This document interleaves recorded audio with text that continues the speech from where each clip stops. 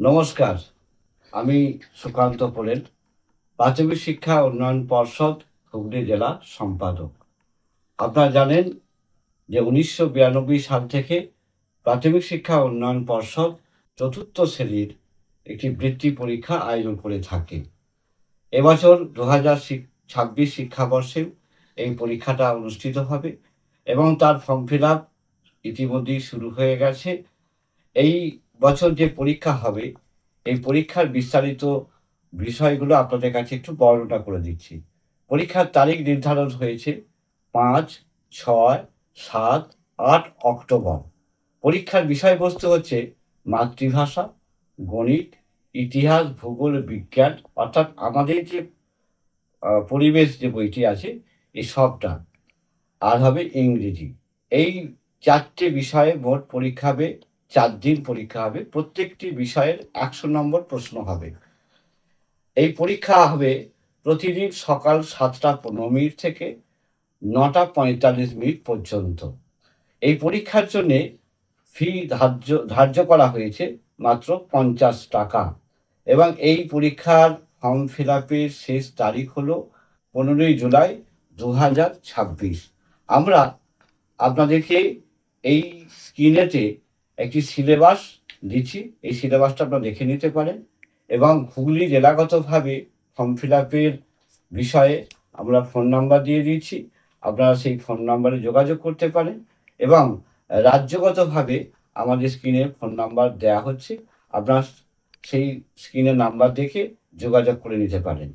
এই পরীক্ষার 50 টাকা ফিস সঙ্গে পর্ষদ নির্ধারিত একটি ইংরেজি বই আছে। সেই বইটা আপনাদের সামনে দেখাচ্ছি।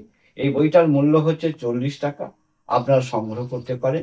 এছাড়া আমাদের পর্ষদের পক্ষ থেকে একটি মডেল প্রশ্ন আমরা করেছি, যার দাম হচ্ছে 10 টাকা। সেটাও আপনারা সংগ্রহ করে নেবেন।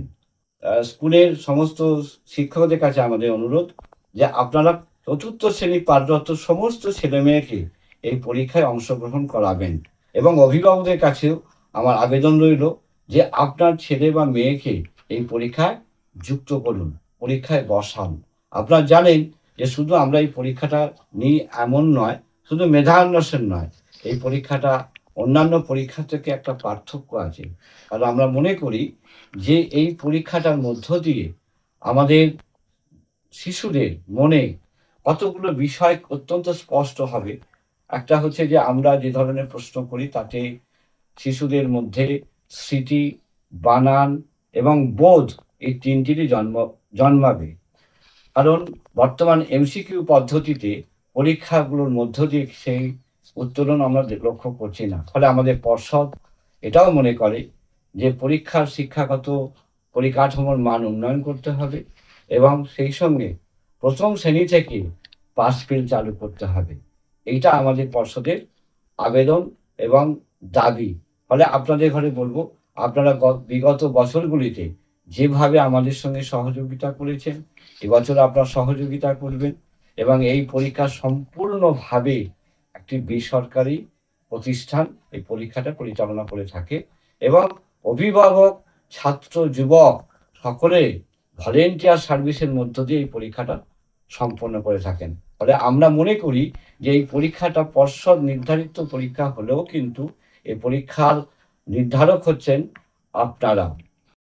আপনাদের কাছে আবারও আবেদন, এই পরীক্ষাটা একটি শিক্ষা আন্দোলন।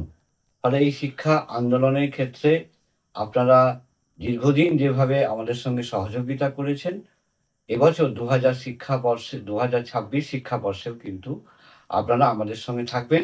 এই শিক্ষা আন্দোলনে আমাদের জয়ী হতে হবে, এই আবেদন আপনাদের কাছে রাখছি। নমস্কার।